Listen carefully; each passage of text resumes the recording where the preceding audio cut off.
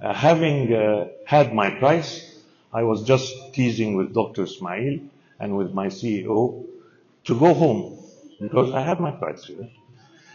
I'm so impressed and so baffled and happy to be invited by all this lapse of people from the Bahrain Health and Safety Society, Bahrain Babco Energies. I'm so happy for that I have this privilege to be invited. My background is an orthopedic surgeon. I've been here in Bahrain for over 30 years now. I don't want to sound more old than that. But what really breaks my heart from day one in my practice as a doctor, I had the privilege to be trained by courageous mentors. So I'm used to see accidents and work in different and complex traumas and stuff like that. But really what breaks my heart is to see a mother crying for the death of her only son or daughter because there is no click in a seatbelt. Every now and then we keep seeing that, whether I was trained in Liverpool, in Germany, here in Salmania, it's so much, it breaks my heart. This is what defeats me as a doctor. And this is what makes me so passionate about studying defensive driving. All right. So I'm just approaching the challenges from the point of why we are having a lot of difficulties and suffering a lot of accidents in spite of this complex and sophisticated technologies and amazing campaigns, amazing public awareness, but still we suffer from that. But what is road safety?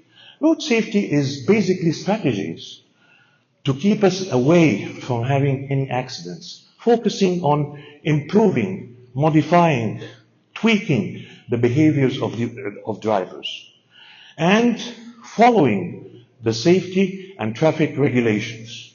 However, road safety rotates around the 4 E's: enforce, educate, emergency response, and engineering. So, I want every one of you to ask yourself, are you a defensive driver? Or you are a Schumacher, or every now and then overtaking from the right-hand side, cross-roading the yellow line? Are we defensive driving? Defensive driving is basically someone who considers other drivers. He preserves lives, he preserves time, he preserves money, and he creates around him a road community which is so much safe.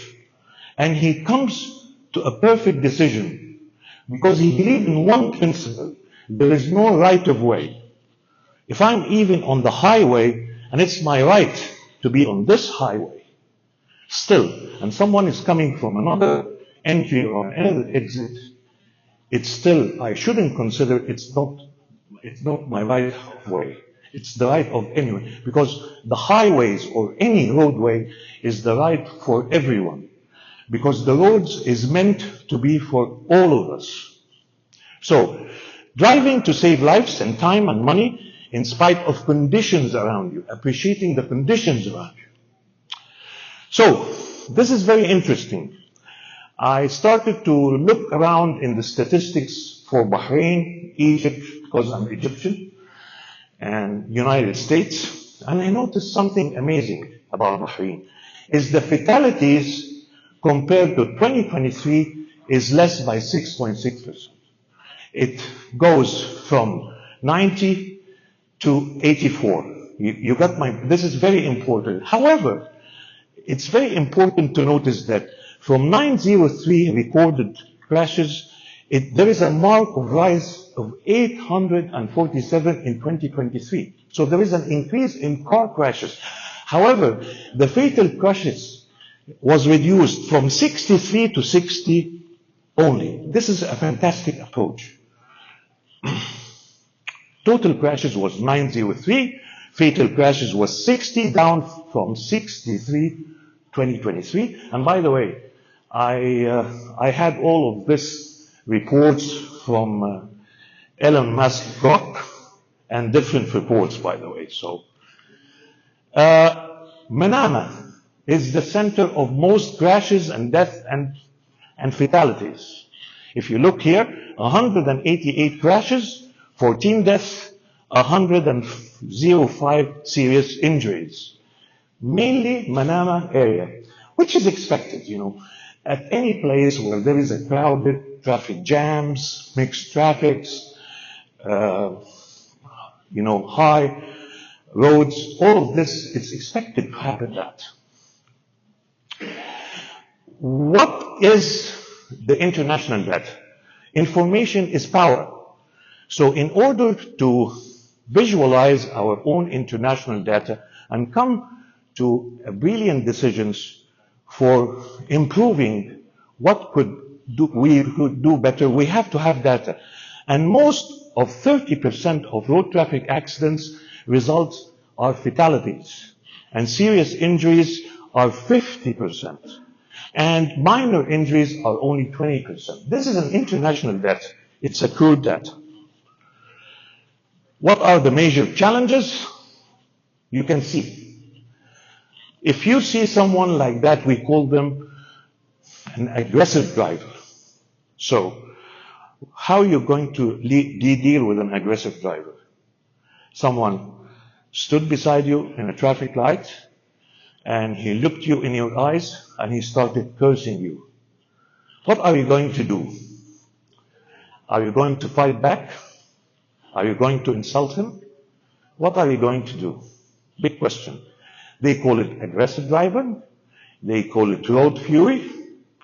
Another issue here, the two issues in the last two pictures or photos. Death by mobile phone.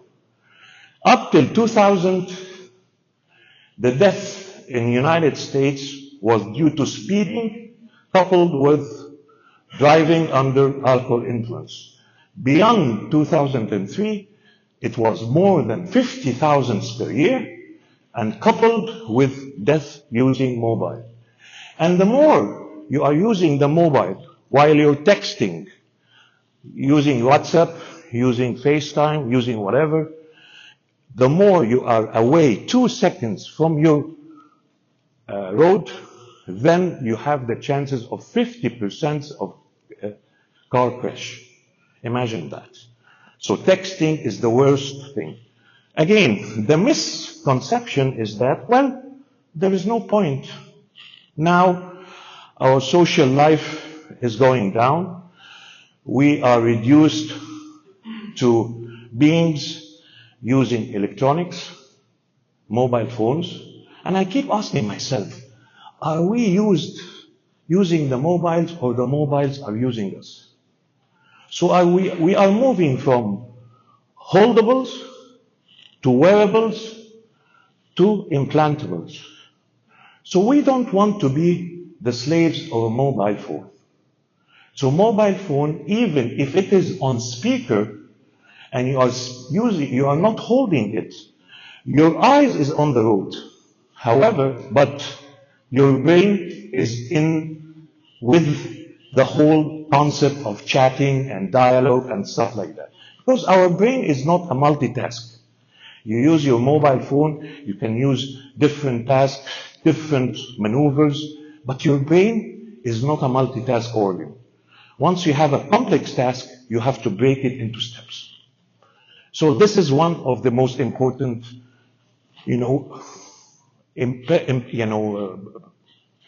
barriers that you can face while you're driving. An aggressive driver using your mobile. Again, look to this guy.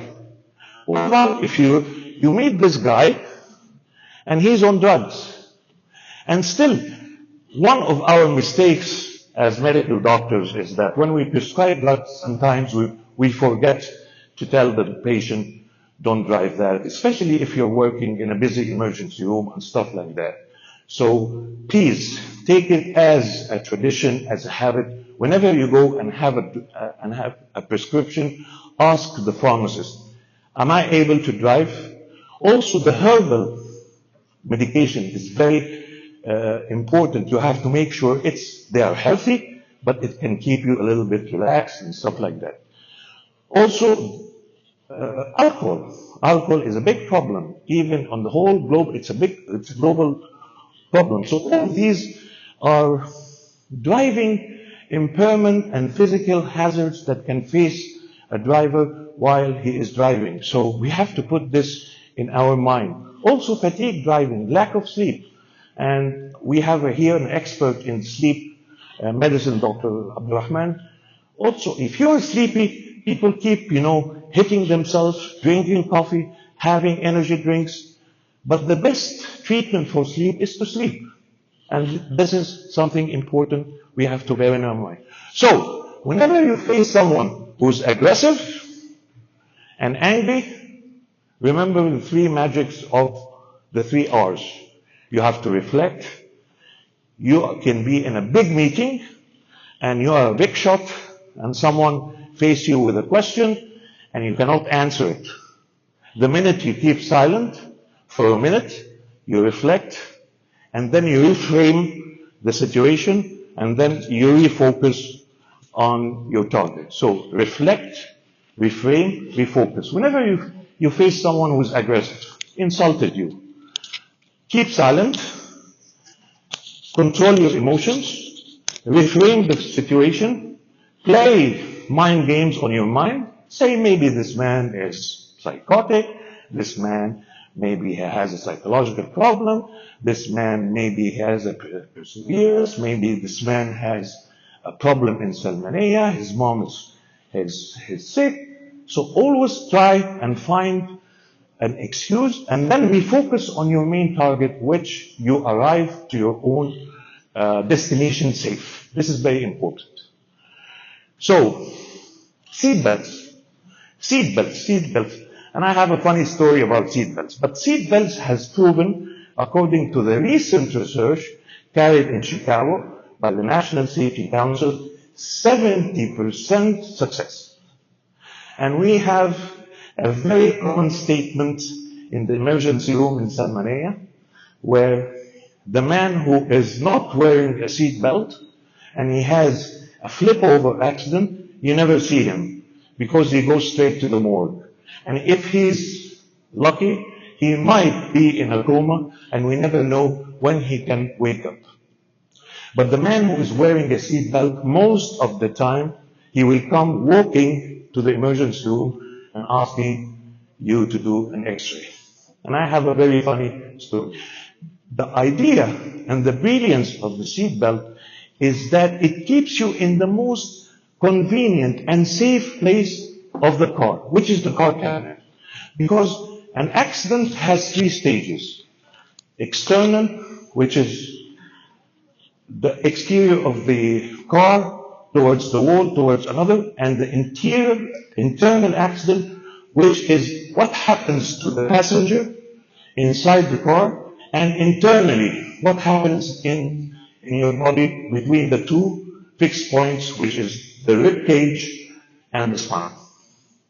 And most important thing, we forget that it is your responsibility to keep everyone restrained, especially the one in the rear seat. Because whenever there is a frontal impact and this rear-seated passenger is not restrained, he will travel like a bullet and he will hit the driver in his neck and he can die, although he's wearing a seatbelt.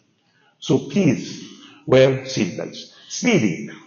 We know speeding, and I'm happy here in Bahrain that they have this beautiful traffic adaptive management system in speed limits. Maintenance problem. We have always to update the safety and vehicle safety. Road design. We don't have any road design issues in Bahrain because it's the roundabout system, the one-way system. The traffic lights, that's fantastic.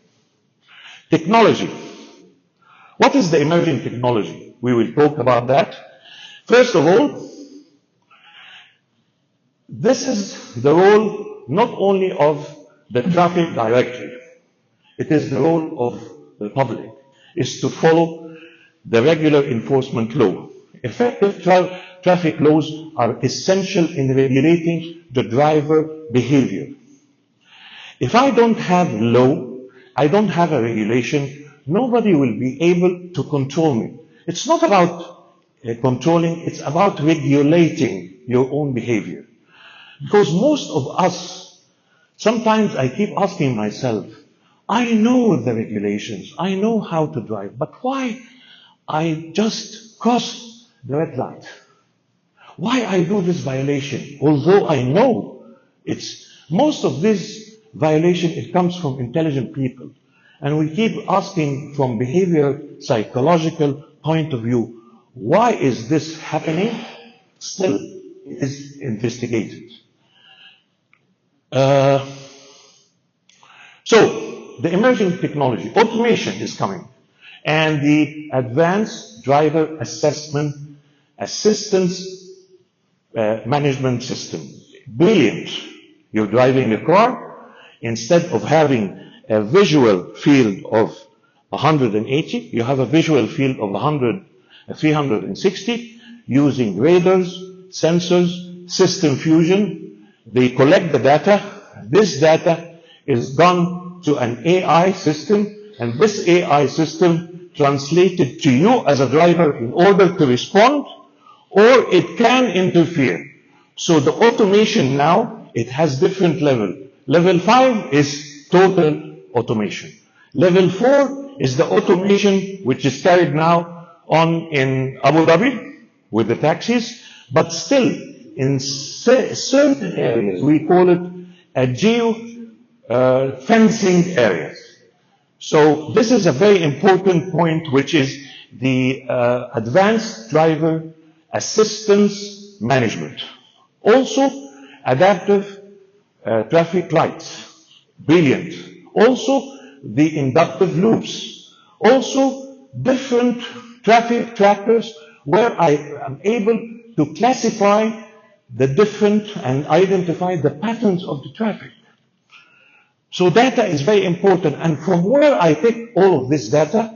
From reports, from surveillance, from accident reports, and then I collect it, I have a big data, I start doing an analytic studies. So, in Mashriq, we had a success story. 2 years ago, we started a program for heavy vehicle with Bahrainis from different education levels, and we trained over 400 Bahrainis in collaboration with the Labor Department and Tamkeen. So this reflects a global education program in collaboration with Tamkeen, and it is an initiator, and it also initiates and encourages and empowers defensive driving.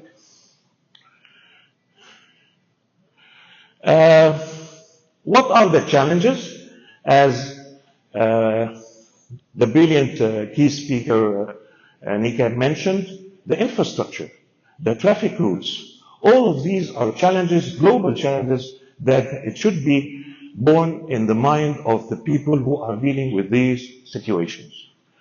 Best practices, I believe from this year we are going from automation to expected growth, projected increase in road safety technologies, and implementation of safety policies. I want to just summarize. I'm coming to the summary. What are the challenges? If I come to the behavior, I would say speeding, aggression, distraction, and impairment. If I come to the infrastructure gaps, it's probably in the road design and poorly designed roads, and vehicle safety. Maybe we have an outdated safety system checking. Safety is not a gadget. It is a state of mind. It is a belief. It is an investment. It's an equal port. It's a lifestyle, by the way.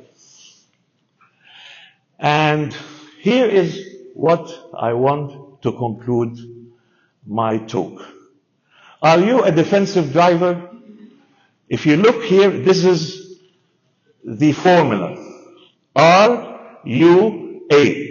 R, recognize the hazard. U, understand the defense. A, act correctly in time. So, the defensive driver is the driver who has the talent, the capability, the ability, the competency to identify the hazard, to understand the defense, and act correctly in time. So what are the 10 commandments of defensive driving? Number 1, please wear your seatbelt. Number 2, evaluate the driving condition. Avoid impaired driving. Use the what-if strategy. The what-if strategy is the strategy that you keep on doubting yourself. What if this guy comes back? What if someone intersects on me? What if this guy in front of me, he had a sudden brake? Avoid distracted driving. Maintain emotional control. Avoid fatigue driving. Maintain a proper, safe following distance, which is the 3 seconds. The ROSPA recommends 2 seconds. The National Safety Council recommends the 3 seconds.